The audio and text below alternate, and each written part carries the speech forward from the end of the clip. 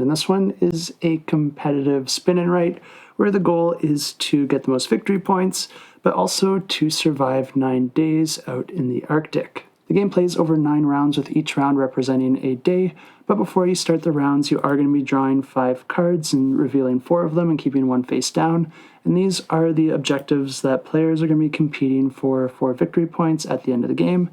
And the way that these come into play is that they're going to be randomly assigned one of the locations out on your map, and each player is going to be trying to explore as many of the spaces around that location as possible, because if you are the player that managed to explore the most spaces around an objective, then you're going to be scoring the most victory points from it at the end of the game. Each player does also start with a set amount of items, and the nice thing about this is that you can actually decide which items you want those to be, as long as you don't select any of the items that have this little star on them. The section on the left can kind of be thought as your resources or your energy, because you're going to be spending those to take various actions like moving around on the map. The section on the right represents your camp items, which you'll only have access to when you take a camp action, but these different items will allow you to do things like steal a resource from another player, just straight up gain victory points, collect a resource of your choice, or move to any new corner of the map. The center section is your inventory, which is the items that you'll just be able to use whenever it's appropriate,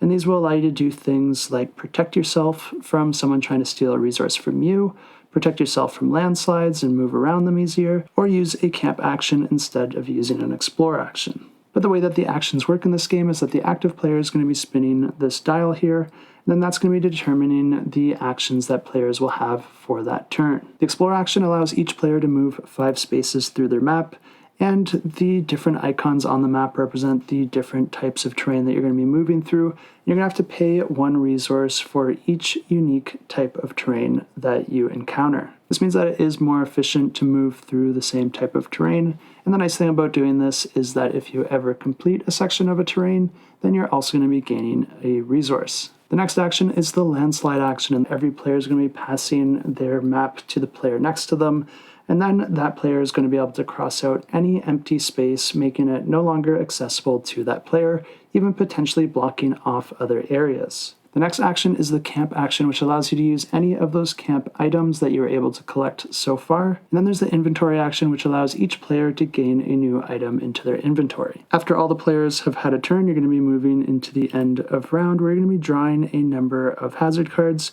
equal to the value indicated on the current round. These different hazards are going to be appearing on various locations out on the board, and your ability to defeat that hazard depends on how much of that area you've explored. Players do get to choose whether they want to face these hazards, and if they do and they're able to overcome them, then that's going to be gaining them some additional points at the end of the game, but if they don't succeed, then that's going to be costing them some of their resources. But the game continues like this over the 9 rounds, and the player with the most victory points at the end wins the game. If you do want to check this one out, I will have it linked down below.